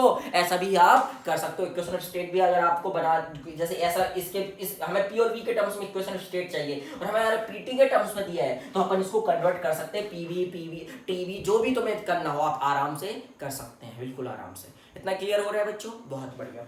चलिए अब आते हैं अपन डेल्टा Q के ऊपर। तो डेल्टा Q देखो, डेल्टा W निकल गया अपना, अगर डेल्टा डब्ल्यू निकल गया, डेल्टा क्यू निकल गया, तो डेल्टा क्यू तो निकल ही जाएगा, डेल्टा डब्ल्यू निकल गया, डेल्टा यू निकल गया, तो डेल्टा क्यू तो निकल ही जाएगा, क्यों डेल्टा क्यू बराबर delta U plus delta W. लेकिन अगर मान लो डेल्टा क्यू अपन को डायरेक्ट निकालना हो, अपन को इतने झमेले में नहीं पड़ना हो, क्योंकि देखो यार कोई भी अगर पॉलीट्रॉपिक प्रोसेस आ गया तो पॉलीट्रॉपिक प्रोसेस के लिए पहले आपको वर्क निकालना पड़ेगा, फिर डेल्टा यू तो NCV T1 minus T2 minus T1 हो, उसमें कोई दिक्कत नहीं, फिर उन दोनों को जोड़ना पड़ेगा, फिर जाके आपको डेल्टा क्यू मिलेगा। तो मैं ये नहीं बोल रहा हूँ कि डेल्टा क्यू आपको नहीं मिलेगा, वहां से भी मिल सकता है, लेकिन मैं आपको एक शॉर्टकट और दे सकता हूँ डेल्टा क्यू के लिए। किसी भी पॉलीट्रॉपिक प्रोसेस में अगर हमें डेल्टा क्यू डायरेक्ट निकालना है without knowing delta U delta W, तो कैसे करेंगे? बिल्कुल कर सकते हैं। देखो बात सुनेंगे अच्छे से।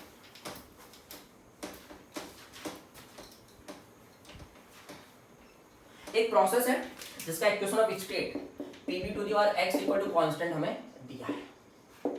इस प्रोसेस में पूछा कि बताओ हीट क्या होगी, डेल्टा क्यू क्या होगा। तो पहला तरीका, तो पहले डेल्टा यू निकालो, डेल्टा डब्ल्यू निकालो। मैंने डेल्टा यू निकालना भी सिखाया, डेल्टा डब्ल्यू निकालना भी सिखाया, दोनों को ऐड कर दो, डेल्टा क्यू निकल जाएगा। एक्चुअली में डेल्टा क्यू होता क्या? डेल्टा क्यू किसी भी प्रोसेस का होता है एन सी डेल्टा टी। ये सी होता है उस प्रोसेस की स्पेसिफिक हीट कैपेसिटी। हमें पता है कि specific heat capacity of the gas depends on the process. अलग अलग प्रोसेस में सी अलग अलग होता है, इस वजह से हमारा डेल्टा क्यू भी अलग अलग होता है। जैसे आइसोबारिक में हमें पता है, आइसोबारिक में सी सीपी बन जाता है और आइसोकोरिक में सी सीवी बन जाता है, लेकिन ये ना आइसोकोरिक ना आइसोबारिक, ये तो कोई पॉलीट्रॉपिक प्रोसेस है, तो फिर सी कितना होगा बच्चों? तो सी पे भी सवाल पूछा जाता है। सी होती है स्पेसिफिक हीट कैपेसिटी, और वो अगर उसका इक्वेशन ऑफ स्टेट दिया है तो अपन आराम से निकाल सकते हैं, और आपने निकाला भी होगा। उसका डेरिवेशन नहीं कराऊंगा मैं आपको, डायरेक्ट सी बता रहा हूँ, वो वहीं से निकलता है। इसको delta U plus delta W निकालते, फिर इक्वेट करते, उससे आंसर आ जाता है। डेल्टा डब्ल्यू अभी निकालना सीखा है, डेल्टा यू हम जानते हैं, उससे निकल आता है बहुत आसानी से। ठीक है, वैसे अपन नहीं जाते, इतना टाइम अभी अपने पास नहीं है। तो यहाँ पे जो C होता है इस प्रोसेस, अच्छा ये ऐसा लिखा हो तो फिर समझिए ना, ऐसा लिखा हो तो हम x कैलकुलेट कर सकते नहीं। मत बोला कि सर आपने तो PV की पावर x में ऐसा कराया था। नहीं भाई, PV की पावर x में ऐसा नहीं कराया था, मैंने तो इसमें भी ऐसा कराया था, लेकिन इसको अपन कन्वर्ट कर सकते हैं इसमें। यहाँ पे x2 नहीं है, ध्यान रखना, क्योंकि यहाँ p तो है लेकिन यहाँ v नहीं है, यहाँ t है। तो ये कन्वर्ट करना तो आपको आ गया होगा मुझे लगता है। कोई भी प्रोसेस का अगर आपको इक्वेशन ऑफ स्टेट दिया है तो आपको उसको pv की पावर x में कन्वर्ट करना तो आ गया हो, क्योंकि pv की पावर x का इक्वेशन ऑफ स्टेट, अगर प्रोसेस का इक्वेशन ऑफ स्टेट pv की पावर x है तो उसका हमें वर्क भी पता है, उसका q भी पता है, और फिर डेल्टा u भी तो निकल ही जाएगा, वो तो फिक्स होता है हर एक प्रोसेस। तो ये आता है बच्चों, आपने किया भी होगा, r gamma minus 1 plus r 1 minus x. ये सबसे काम कीजिए। ये आया कैसे मैं आपको करवा सकता हूँ, कोई बड़ी चीज नहीं है। Delta U plus delta W लिखो आप। डेल्टा डब्ल्यू मैंने अभी निकालना सीखा, डेल्टा क्यू यू अपन जानते हैं, इन दोनों को जोड़ोगे आपको ऑटोमेटिकली, और एन सी डेल्टा टी लिखोगे, N delta T cancel out हो जाएगा, बाद में मिल जाएगा आपको। ठीक है, तो ये आ जाएगा r gamma minus 1 upon plus r 1 minus x. Clear हो गया? अच्छा, अब आपको एक चीज और बढ़िया बताओ। एक चीज अगर मैं आपको और बताऊं तो कभी कभी ना आपको वो ये भी नहीं देता है, वो ये बोलता है कि जो पीवी कर्व, एक प्रोसेस है जिसमें पीवी कर्व ना स्ट्रेट लाइन है पासिंग थ्रू ऑरिजिन, बताओ इसमें स्पेसिफिक हीट कैपेसिटी क्या होगी? इसमें स्पेसिफिक हीट कैपेसिटी क्या होगी? एक प्रोसेस है जिसमें एक जिसका पीवी कर्व कैसा है बच्चों? स्ट्रेट लाइन है passing through origin, straight line है पासिंग थ्रू ऑरिजिन। फिर उसमें कैसे करोगे? तो बच्चों हमें ये दिया है एक प्रोसेस, पीवी प्रोसेस को पीवी कर्व पे इंडिकेट किया है, उन्होंने बोला ऐसा है, this is passing through origin. अब बच्चों बताओ इसमें हीट कैपेसिटी क्या होगी? इस प्रोसेस में गैस की कैसे निकालोगे? हीट कैपेसिटी क्या होगी? आपको इसकी पता है ना, हीट कैपेसिटी ये होती है। तो इस प्रोसेस हीट कैपेसिटी क्या होगी बच्चों? बिल्कुल निकाल सकते हैं। तो थोड़ा सा मैथमेटिक्स लगाओ, P is proportional to V, intercept 0 है ना, तो Y is proportional to X। बच्चों ये होगा ना, होगा कि नहीं होगा? बिल्कुल होगा। स्लोप तो कांस्टेंट रहती है ना स्ट्रेट लाइन की, बिल्कुल होती है। तो PV to the power minus 1 equal to constant आ जाएगा कि नहीं? ये सवाल मैंने अपने टेस्ट पेपर में कई बार पूछा है। PV to the power minus 1 कितना आ जाएगा कांस्टेंट? अब तो आप कंपैरिजन कर सकते हो ना, तो x कितना है? -1, यहाँ रखो x -1, तो कितना आ जाएगा? -1 रखो। और मैं आगे बता दूंगा कि मोनोएटमिक गैस है कि डायटमिक गैस है। मोनोएटमिक डायटमिक से आपको गामा पता चल जाएगा, तो उससे आपको C पता चल जाएगा। C की वैल्यू आ जाएगी इन टर्म्स ऑफ R, और R की वैल्यू आप जानते हो 8.314। तो भाई साहब आपको डेल्टा क्यू भी उस प्रोसेस को पता है, इस प्रोसेस का डेल्टा क्यू भी आप निकाल सकते हो, क्योंकि आपको एक बार C पता चला, टेम्परेचर में चेंज दिया हुआ, तो अपन डेल्टा क्यू भी निकाल सकते हैं इस प्रोसेस के लिए। बातें समझ में आ रही ना? थर्मो यही है, बस इतना ही है थर्मो का। अब आप कोई भी सवाल बना सकते, इतनी आपको मैं गारंटी देता हूँ। टाइम देख लेता हूँ कितना हो गया, फिर कंटिन्यू करते हैं। 1 घंटा 3 मिनट हो गया बच्चों। ठीक है, मैं अभी 1 घंटे 3 मिनट का लेक्चर बहुत है, आपको इतनी चीजें समझ में आ गई होंगी जो मैंने आपको आज के लेक्चर में बताई बच्चों। इसमें अपन क्या करेंगे, एक दूसरा शॉर्ट भी लेना पड़ेगा इसके लिए, क्योंकि एक में तो कंप्लीट नहीं हो पाया। अब दूसरे शॉर्ट में हम क्या क्या करेंगे मैं आपको बता दे रहा हूँ। अपन गामा मिक्सर ये सब निकालना भी सिखा दूंगा मैं, वो बाद में देख लेंगे अपन। दूसरे शॉर्ट में सबसे पहले अपन क्या पड़ेगा, जितने हमने प्रोसेस पढ़े हैं इनको अपन इनके लिए क्या बनाना सीखेंगे, इंडिकेटर डायग्राम बनाना सीखेंगे। इनका पीवी कर्व क्या होता है, टीबी कर्व क्या होता है, इस प्रोसेस का 4 प्रोसेस और कन्वर्जन सीखेंगे एक दूसरे में। तो अपन ग्राफ्स के बारे में पढ़ेंगे नेक्स्ट क्लास में। और फिर अपन क्या देखेंगे, सेकंड लॉ ऑफ थर्मोडायनेमिक्स, जिसमें अपन केल्विन प्लैंक स्टेटमेंट देखेंगे, क्लॉसियस स्टेटमेंट देखेंगे, हीट इंजन देखेंगे, रेफ्रिजरेटर देखेंगे, फिर हमारा थर्मो खत्म हो जाएगा बच्चों। और इसमें जो बची हुई चीज है वो भी मैं बता दूंगा। तो ऑलमोस्ट मैंने आपको केटीजी करा दिया, थर्मो भी आपका अगले लेक्चर में 1 घंटे का लेक्चर और लेके आऊंगा, उसमें खत्म हो जाएगा बच्चों। इतना क्लियर हो गया आपको, हर टाइप के मैंने आपको सवाल करा दिए, कैसे कैसे सवाल आप कन्वर्ट कर सकते हो। आपको हमने स्पेसिफिक हीट कैपेसिटी निकालना सिखा दिया, इसका आप कैसे निकाल सकते हो अगर एक प्रोसेस जिसका इक्वेशन ऑफ स्टेट कितना है, वर्क निकालना सिखा दिया, हर चीज मैंने आपको बता दी। एक्चुअली में मैं न्यूमेरिकल पार्ट भी लेके आऊंगा। अपन केटीजी पहले कर लिए, थर्मो को खत्म कर लेते हैं, फिर अपन एक लेक्चर लेके आऊंगा जिसमें मैं मिक्स प्रॉब्लम कराऊंगा दोनों के। देखिए थर्मो में जब अपन करते हैं तो अपन को केटीजी की जरूरत पड़ी। अभी आपने देखा कि बहुत जगह हमें केटीजी की जरूरत पड़ी, हमें एफ की जरूरत पड़ी, हमें गामा की जरूरत पड़ी, हमें सीपीसीवी की जरूरत पड़ी। तो ये सब चीजें हमें आनी चाहिए, इसलिए मैं अभी केटीजी के न्यूमेरिकल्स नहीं करा रहा हूँ। केटीजी और थर्मो जब खत्म हो जाएगा तो एक साथ अपन न्यूमेरिकल्स करेंगे बच्चों, ठीक है। Okay, thank you so much बच्चों, गुड नाइट, अच्छे से रहो और पढ़ाई करते रहो अपनी।